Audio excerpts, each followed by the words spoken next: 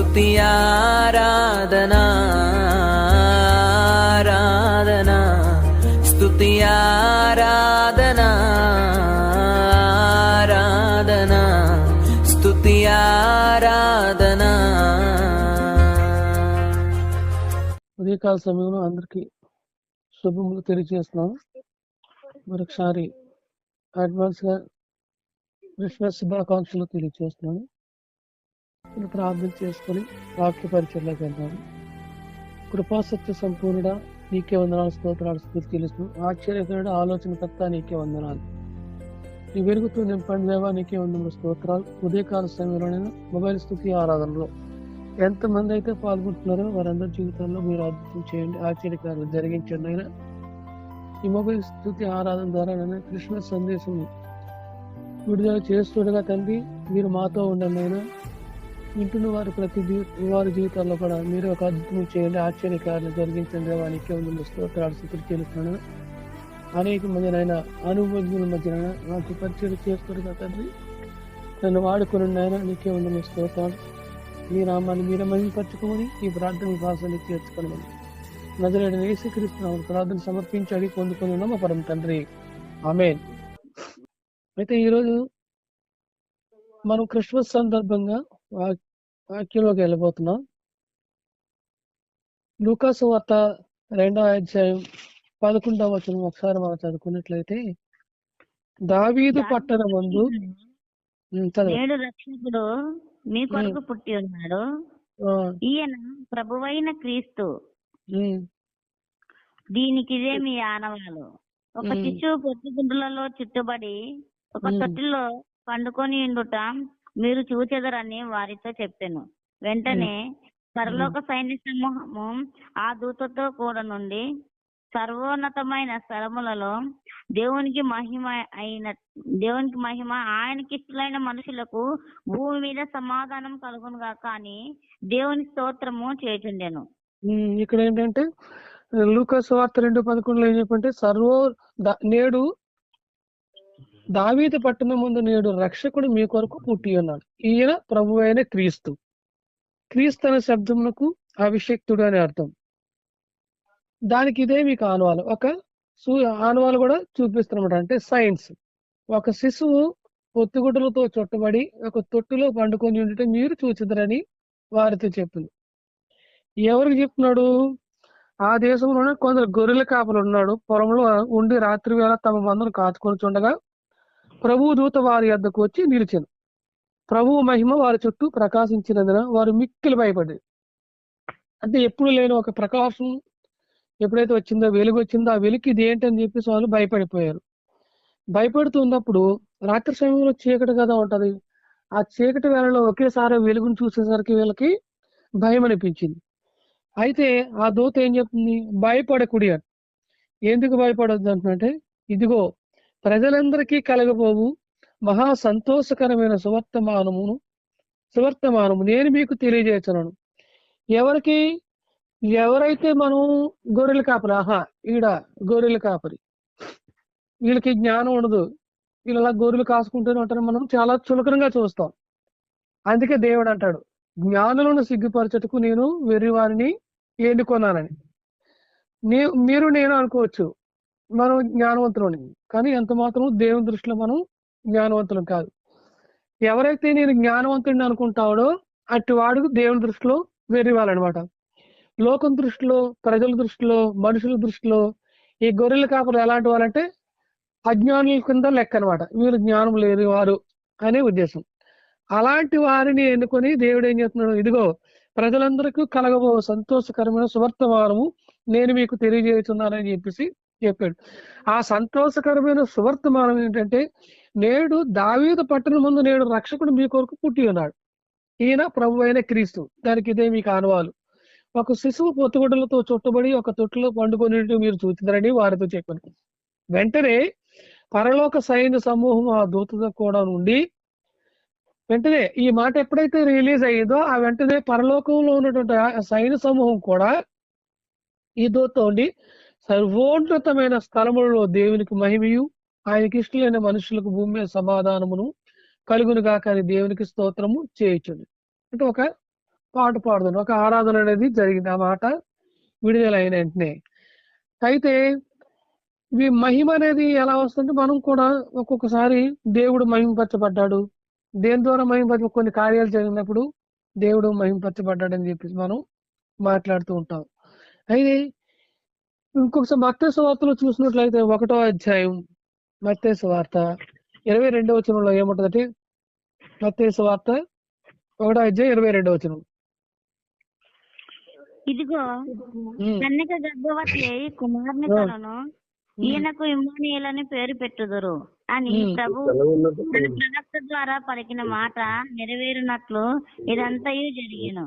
ఇమ్మానుయేలు పేరునకు భాషాంతరంన దేవుడు మనకు తోడని అర్థము. చాలండి. ఇక్కడ మళ్ళీ ఏం చెప్పారు? మత్తయి సువార్త 1:22లోకి వచ్చేసరికి, ఇదిగో కన్యక గర్భవతి కుమారుని కనును, ఆయనకు ఇమ్మానుయేలు అని పేరు పెట్టదు. ఇమ్మానుయేలు అనగా దేవుడు, భాషాంతరముడు దేవుడు మనకు తోడని అర్థం. అది అందుకే మనందరికీ తెలిసిన విషయమే. అయితే ఇక్కడ మరియకు ఈ కన్యక గర్భవతి, కన్యక ఎవరు అని ఆలోచిస్తే మనం మరి అని తెలుసు. వేదాల్లోనే మనకి యజుర్వేదం, ఋగ్వేదం, సామవేదం, అథర్వణ వేదం అని 4 వేదాలు ఉన్నాయి. ఈ 4 వేదాల్లో ఒక వేదంలో ఏం చెప్పబడింది? ఓం కన్యసుతాయ నమః అంటే కన్యకు పుట్టేవాడే రక్షకుడై ఉంటాడని, రక్షకుడు కన్యక గర్భందు పుడతాడు. ఓం కన్యక సుతాయ నమః లేదా ఓం కన్యసుతాయ నమః అని చెప్పేసి చెప్పబడింది. ఈ వేదాల్లో ఏముంటది? ప్రతి శ్లోకంలో కూడా ఓం శ్రీ దేవాయ నమః అని ఉంటది.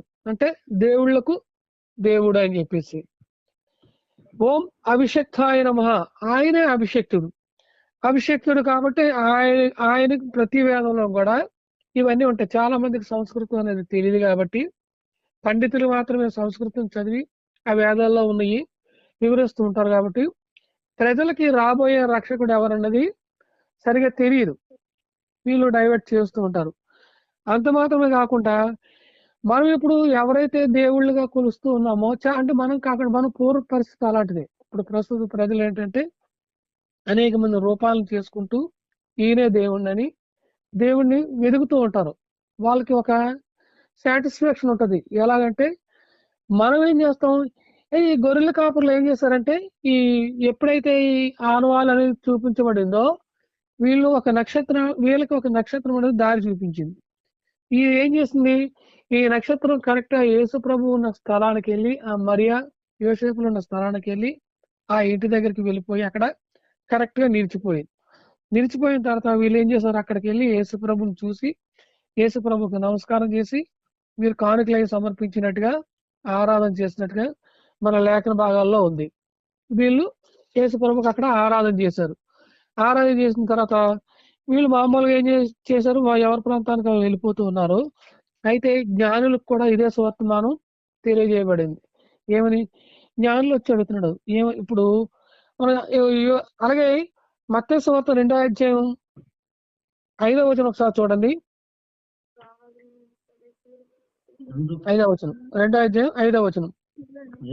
ఏలయనగా యూదయ దేశం బెత్లెహేమ, నీవు యూదా ప్రజలలో ఎంత మాత్రము అల్పమైన దానవు కావు. యూదా దేశం, ఈయన ఎక్కడ పుట్టాడు? బెత్లెహేములో పుట్టాడు. ఇశ్రాయేలును నా ప్రజలను పరిపాలించే అధిపతి నీలో నుండి వచ్చును అని ప్రవక్త ద్వారా వ్రాయబడి ఉన్నదని ఈ రకంగా ఆయన యూదా బెత్లెహేములో ఆయన పుట్టాడు అనమాట. అయితే ఇక్కడ మనం ఇంకొక మాట చూసుకున్నట్లయితే లూకాసు వార్త 1:26లో, లూకాసు వార్త 1:26, 6వ నెలలో గబ్రియేలును దేవదూత గలిలయలోని నజరేతు అను ఊరిలో దావీదు వంశస్థుడైన యోసేపు అను ఒక పురుషునికి ప్రదానం చేయబడిన కన్యక యొద్దకు దేవుని చేత పంపబడు. ఆ కన్యక పేరు మరియ. వేదాల్లో ఏం చెప్పబడింది? ఓం కన్య సుతాయ నమః. ఇక్కడ ఏం చెప్పాడు? కన్యక, చెప్పండి, చదవండి 26 నుంచి. గాబ్రియేలు దేవదూత గలిలియలోని నజరేతను ఊరిలో దావీదు వంశస్థుడైన యోసేపును ఒక పురుషునికి ప్రదానము చేయబడిన కన్యక యొద్దకు దేవుని చేత పంపబడెను. ఆ కన్యక పేరు మరియా.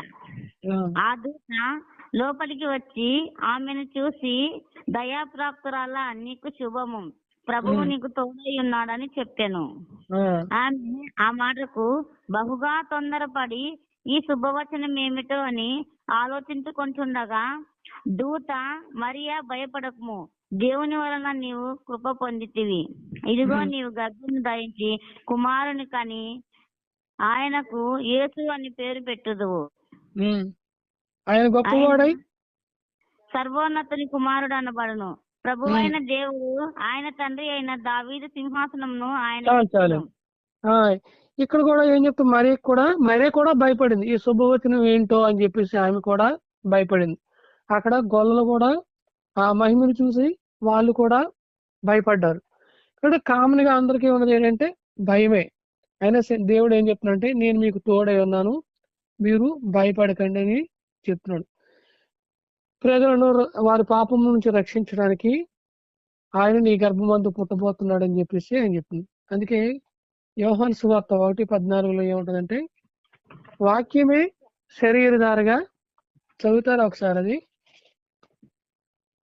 1వ అధ్యాయం 14వ వచనం. ఆ వాక్యము శరీరధారి కృపా సత్య సంపూర్ణుడుగా మన మధ్య నివసించును. తండ్రి వలన కలిగిన అద్వితీయ కుమారుని మహిమ వలె మనము ఆయన మహిమను కనుగొంటిమి. చాలండి. ఇక్కడ ఏం చేస్తుంది, పరిశుద్ధాత్మ కన్యక గర్భాన్ని ధరించి ఇక్కడ రక్షకుడుగా మన కోసం, ఆయన మన పాపాల నిమిత్తం మనల్ని రక్షించడం కోసం ఆయన ఉద్భవించాడు. చాలా మంది దేవుని వెతుకుతారు. ఈ గొర్రెలకు కూడా దారి చూపించింది నక్షత్రం. ఆయన వెళ్ళి పూజించారు, ఆరాధన చేశారు.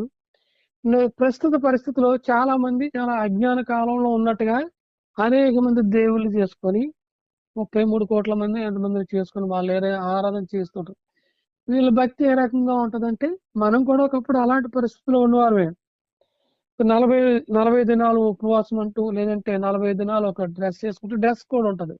వీళ్ళు ఏం చేస్తారు, ఆ దేవుణ్ణి వెతుకుతూ, ఎవరో తెలియని దేవుని కూడా వెతుకుతూ రాళ్లను, వృక్షాలను, లేదంటే అనేకమైన వాటిని ఐడిల్ ఆధారం చేసుకుంటూ వాళ్ళు ఆరాధన చేస్తూ ఉంటారు. అందులో వాళ్ళకి సాటిస్ఫాక్షన్ ఉంటది. వాళ్ళ శరీరానికి సాటిస్ఫాక్షన్ ఉంటది, కానీ ఆత్మకు సాటిస్ఫాక్షన్ ఉండదు. వాళ్ళు ఏది కనబడితే దాన్ని నమ్ముతూ, దాని వైపు త్రిప్పబడుతూ, దానికి ఆరాధన చేసుకుంటూ వెళ్ళిపోతారు. నేను కూడా గతించిన కాలంలో, అంటే ప్రభువుని ఎరుగక ముందు, అయ్యప్ప మాల వేసి 40 దినాలు ఉపవాసం ఉండి, అంటే 40 దినాలు ఆరాధన చేసి, తెల్లవారు లేసి స్నానం చేసి, చాలా భయభక్తితో ఆయనే దేవుడు అనుకొని నేను కూడా ఆయన ఫాలో అయ్యేవాడిని. అక్కడ ఏం జరుగుతుండేదంటే, తెల్లవారే 4 అయ్యేసరికి, లేదంటే ఒక దీపం అనేది వెలిగించారు, అంటే జ్యోతి లాంటి హారతి ఇస్తారటగా, అలాంటి హారతి ఆ బూడిదలో పెట్టి వెలిగించేవారు. దాని చుట్టూ మేము ప్రదక్షిణ చేస్తూ, ఆయన జ్యోతిని బయట కదా, అందుకని దానికి సూచనగా వీళ్ళు ఏం చేస్తారంటే, ఈ వెలిగిస్తూ అది ఆరిపోయే వరకు దాని చుట్టూ తిరుగుతూ ప్రార్థన చేస్తూ ఉండాలి. సాధారణంగా ఏంటంటే, ఈ కర్పూర బిళ్ళ ఏమాత్రం చాలా చిన్నదే ఉంటది. అది ఏమయ్యేదంటే 5-10 నిమిషాల వరకు అది ఆరేది కాదు, నాకేం అర్థమయ్యేది కాదు. ఏంటంటే ఇలా వెలిగించేది వెంటనే, మనకి ఎప్పుడైనా హారతి ఇచ్చేటప్పుడు మనకు అనుభవమే మనందరికి, అది వెంటనే ఆరిపోవాలి, కానీ అది ఆరిపోయేది కాదు.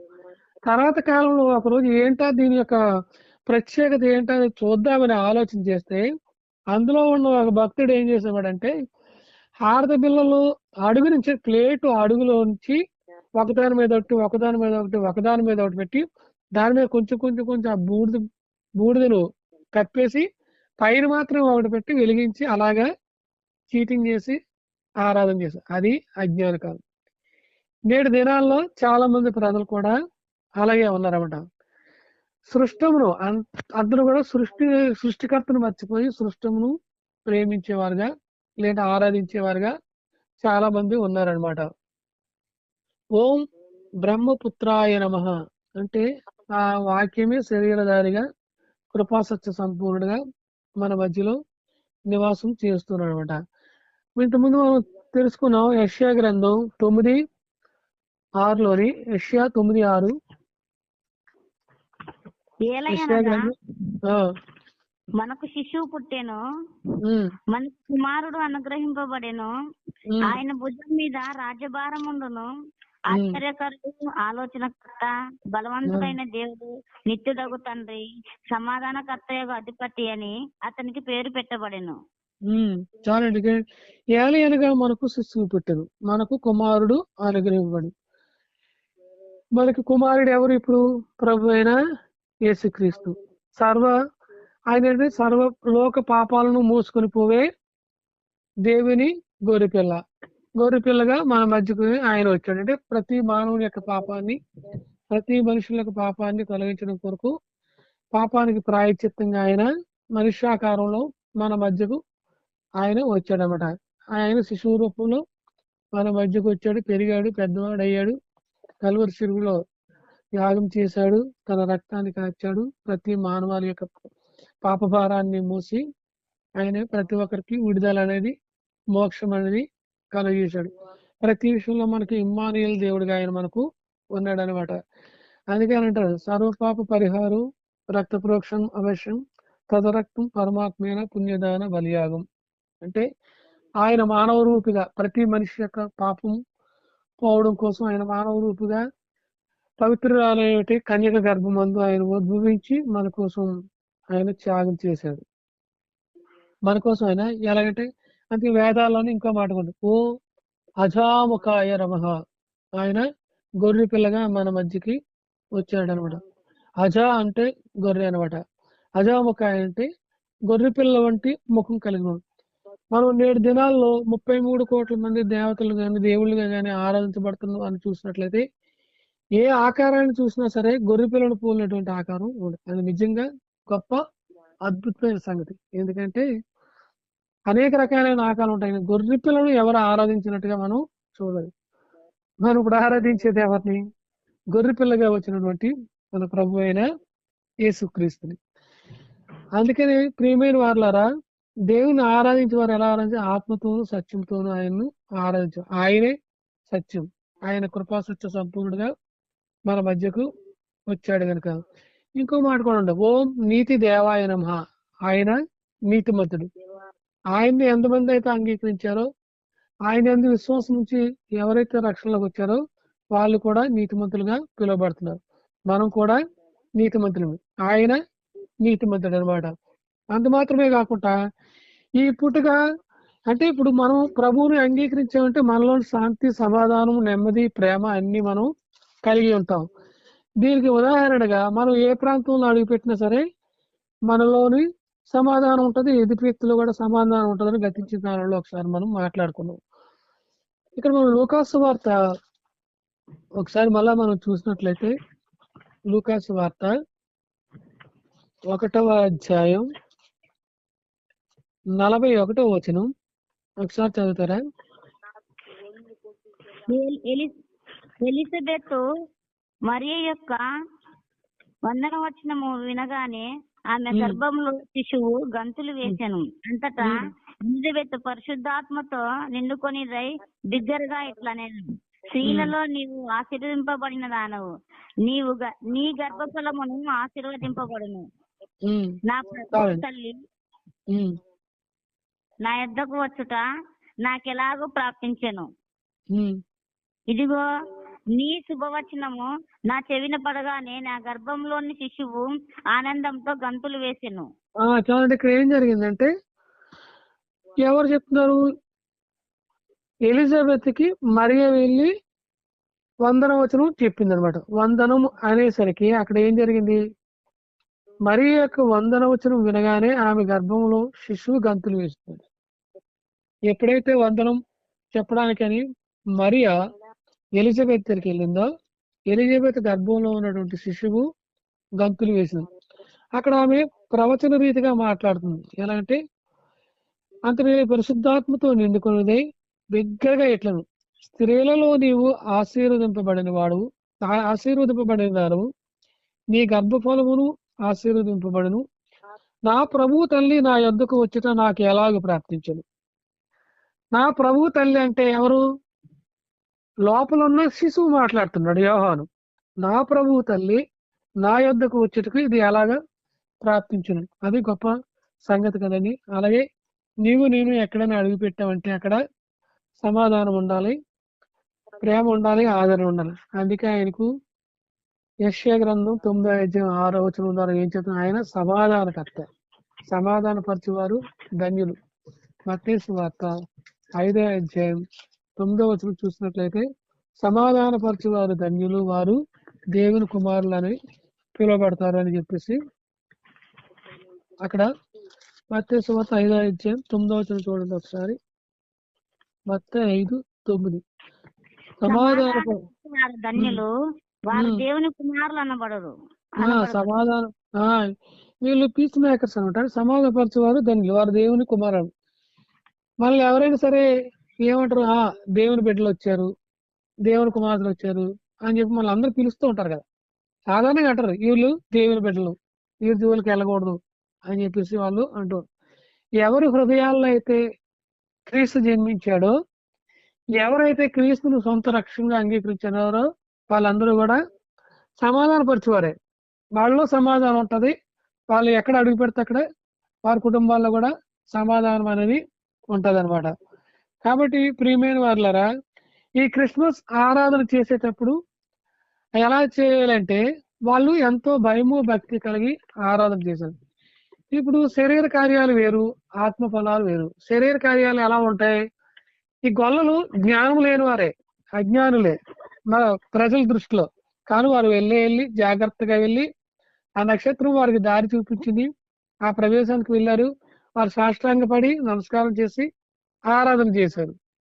ఇక్కడ నువ్వు నేను కూడా ఇతరులకు దారి చూపే ఏ విధంగా అయితే ఆ జ్ఞానం లేనటువంటి గొర్రెలకు ఆ నక్షత్రం దారి చూపి ప్రభువుని పరిచయం చేసిందో, అటు రీతిగా నీవు నేను కూడా ఒక నక్షత్రం వల్ల మారిపోదు. ఎలాగంటే దానియేలు గ్రంథం 12:3 ఒకసారి చూడండి. దానియేలు గ్రంథం 12:3, 12:3. దానియేలు 12:3, పేజీ నెంబర్ 827. ఆకాశ మండలంలోనే జ్యోతులను పోలిన వారై ప్రకాశించేదారు. నీతి మార్గం అనుసరించి నడుచుకున్నట్లు ఎవరు అనేకులను త్రిప్పుదురో వారు నక్షత్రం వలె నిరంతరము ప్రకాశించెదరు. చాలండి. ఇక్కడ ఆ జ్ఞానం లేనటువంటి ఆ గొర్రెలకు ఈమె ఏం చూపించింది? నక్షత్రము దారి చూపించింది. నీవు నేను కూడా ఒకప్పుడు జ్ఞానం లేనివారు. ఏ జ్ఞానం లేనివారు? దేవుడి జ్ఞానము లేనివారు.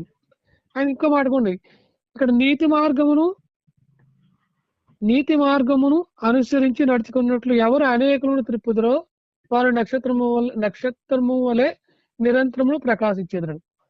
అలాగే వేదాల్లో ఆయన ఓం నీతి దేవాయ నమః, ఆయనే నీతిమంతుడు, మరొకడు లేడు. నీతిమంతుని పిల్లలు కూడా నీతిమంతులే. ఆయన రక్తంలో కడగబడిన వారు మనం కూడా నీతిమంతులు. ఆ నీతిమంతుని మార్గంలోకి మనం ఎవరినైతే నడిపిస్తామో వాళ్ళు కూడా ఎలా ప్రకాశిస్తారట? నక్షత్రం వలె ప్రకాశిస్తారు. అక్కడ నక్షత్రం ప్రకాశిస్తూ వారికి దారి చూపించి నీతిమంతుడిని పరిచయం చేసింది. అక్కడ వారు వెళ్ళి వెంటనే అక్కడ ఆరాధన చేశారు.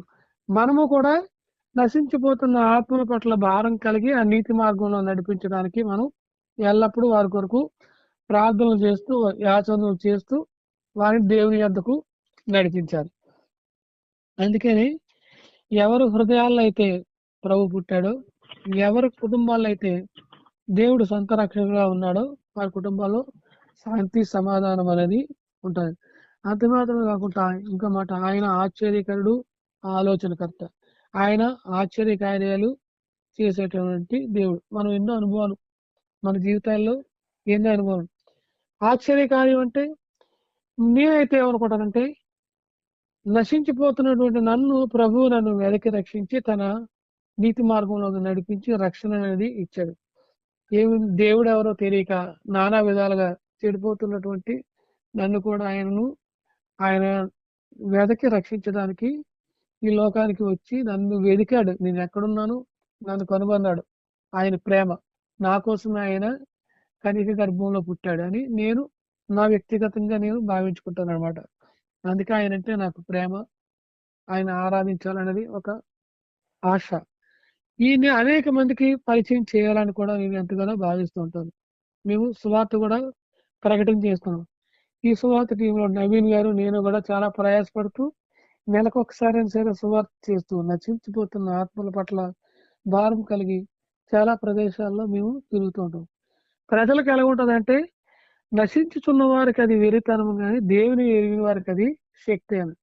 ఆ శక్తిని మనం అనుభవిస్తూ అనేకులకు పరిచయం చేయాలి. ఎంతో మంది హేళన చేస్తూ ఉంటారు, ఎంతో మంది దూషిస్తూ ఉంటారు, ఎన్నో రకాలుగా మాట్లాడుతూ ఉంటారు. కానీ వాటిని ఏమి మేము పట్టించుకోకుండా, క్రైస్తవులు అనేవారు వాటిని పట్టించుకోకుండా ఆ వెలుగును, ఆ దేవుని యొక్క మహిమను వారికి తెలియచేయాలనే ఉద్దేశంతో మనందరం కూడా సువార్తను ప్రకటన చేస్తూ ఉంటాం. ఆయన రక్షకుడిని మనం పరిచయం చేస్తాం. ఇప్పుడు జరుగుతున్నది ఏంటంటే, క్రిస్మస్ కాలం వచ్చేసరికి చాలా సందడి. ఎందుకంటే యేసు ప్రభువు మన కొరకు శరీరధారిగా ఈ లోకానికి వచ్చాడు. నీ కొరకు, నా కొరకు, సర్వ మానవాళి పాపాల కొరకు ఆయన ఈ లోకానికి వచ్చాడు అనే ఉద్దేశంతో ఈ పండుగను గొప్పగా ఘనంగా జరిగిస్తూ ఉంటారు. అయితే పండుగ చేసేటప్పుడు కొన్ని జాగ్రత్తలు తీసుకోవాల్సిన అవసరం ఉంటుంది. చాలా చర్చెస్ లోని, మెయిన్ లైన్ చర్చెస్ లోని, ఎస్టాబ్లిష్డ్ చర్చెస్ లో కూడా ఏం జరుగుతుందంటే, ఈ ఆరాధన కాస్త దైవికమైన ఆరాధన కాకుండా, స్పిరిచువాలిటీ ఏమాత్రమో లేకుండా అది ఏమైపోతుందంటే శరీరానుసారంగా వెళ్ళిపోతుంది. మనం గలతీయులకు రాసిన పత్రికలో చూసినట్టయితే 5:17 నుంచి ఒకసారి చూడండి. గలతీయులకు రాసిన పత్రిక 5వ అధ్యాయం 16వ వచనం చెప్పండి. నేను చెప్పినదేమనగా ఉమ్, ఆత్మానుసారంగా నడుచుకొనుడి, అప్పుడు మీరు శరీరేచ్ఛను నెరవేర్చరు. ఉమ్, శరీరము ఆత్మకును, ఆత్మ శరీరమునకును విరోధముగా అపేక్షించెను. ఆ, ఇవి ఒకదానికొకటి వ్యతిరేకముగా ఉన్నవి కనుక ఆ. మీరేమి నిశ్చయించరో వాటిని చేయకుందరు. ఒక్క నిమిషం ఆగండి. ఇక్కడ ఏం చెప్తున్నాడు? శరీరానుసారుల గురించి ఆత్మానుసారులకు ఉన్న మనసు ఎలా ఉంటుందో ఆయన తెలియదు. ఒకదానికొకటి ఎప్పుడు కూడా ఆపోజిటే. శరీరం ఏమో ఈ లోకాన్ని కోరుకుంటుంది, ఆత్మ ఏమో దేవుణ్ణి అన్వేషించాలని, దేవుని మార్గాల్లో నడవాలని కోరుకుంటది. అయితే మీరు 19వ వచనం చూసినట్లయితే చదవండి సిస్టర్ గారు. 19వ వచనం. శరీర కార్యములు స్పష్టమైనవి.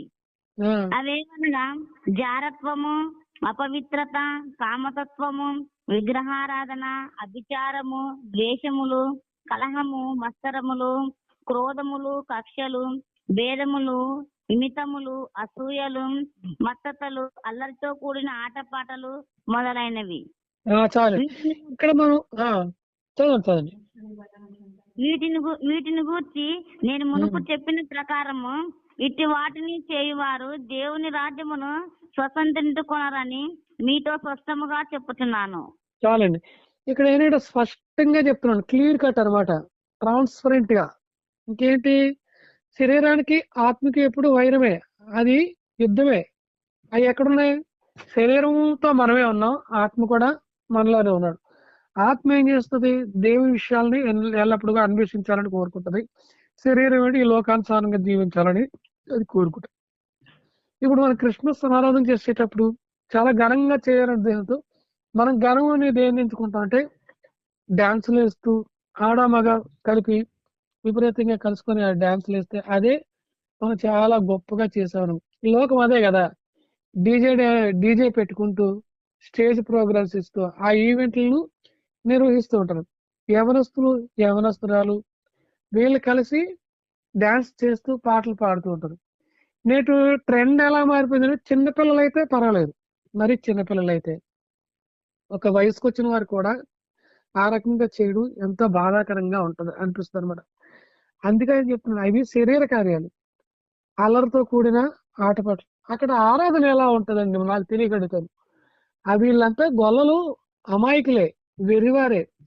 ఎంతో జాగ్రత్తగా వారు నడుచుకుంటూ వారు నక్షత్రం దారి చూపిన చోటుకి జాగ్రత్తగా నడిచి కాలనడకన వెళ్ళిపోతూ ఎంతో భయంతోనూ భక్తితోనూ రక్షకుణ్ణి యేసు ప్రభుని ఆరాధన చేశారు. చూసిన వెంటనే సాగిలి పడిపోయి ఆయన పూజించారు, నమస్కారం చేశారు. క్రిస్మస్ ను ఆధారం చేసుకుని చర్చెస్ లో ఏం జరుగుతుంది ఇప్పుడు చెప్పనవసరం లేదు. ఎలాంటి కార్యక్రమాలు జరుగుతున్నాయి మనందరికీ తెలిసిన విషయమే. అందుకేనండి మరి అక్కడ ఆత్మ పనిచేస్తుందంటారా?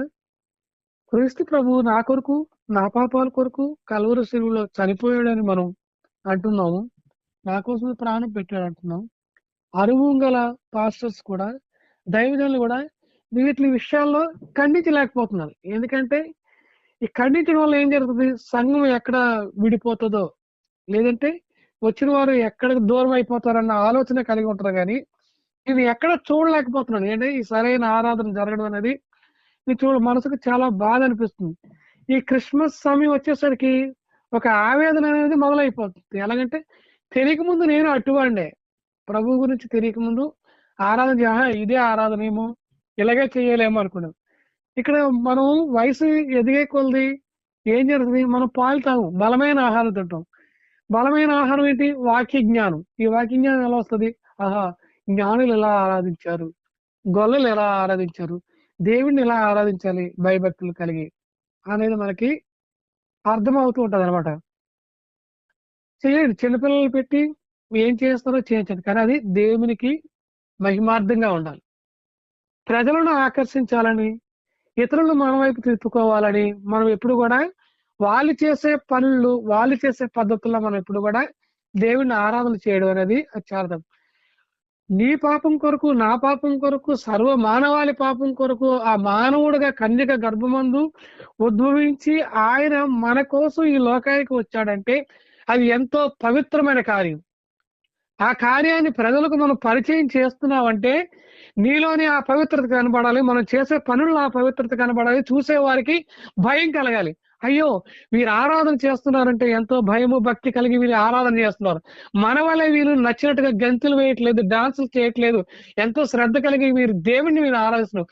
దైవత్వం అంటే ఎలా ఉంటది, ఆత్మకార్యాలంటే ఎలా ఉంటాయి, నిజముగా ఆ దేవుడు ఆత్మ కనుక ఆయన ఆరాధించేవారు ఆత్మతోను సత్యంతోను ఆరాధించవలను.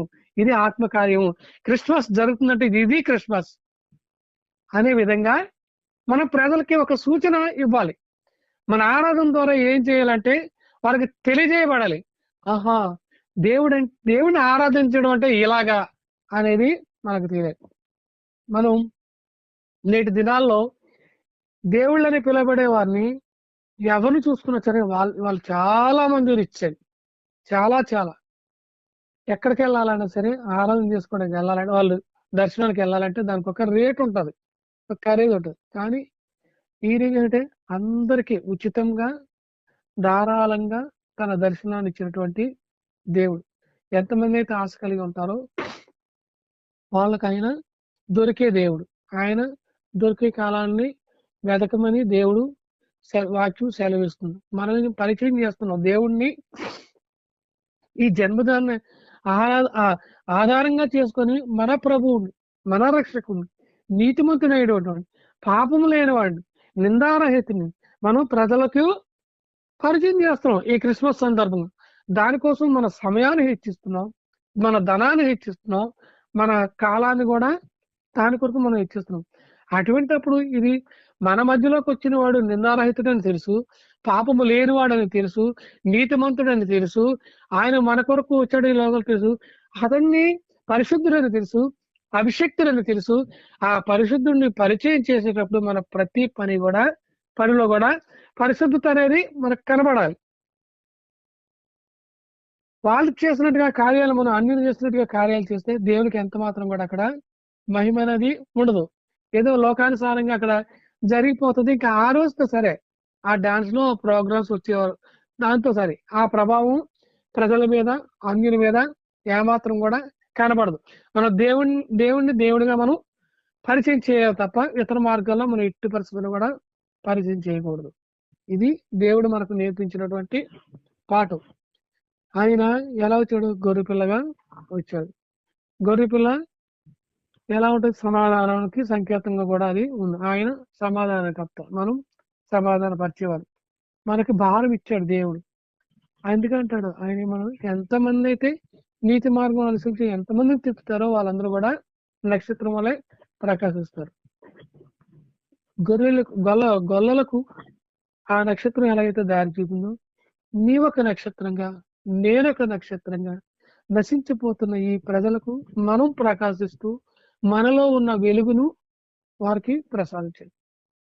ఒకనాడు మనం కూడా ఎలాంటి వారం అంటే అలాంటి జనాంగం, కానీ ఇప్పుడు అలాంటి వారం కాదు. ఆయన ప్రజగా ఉన్నాం.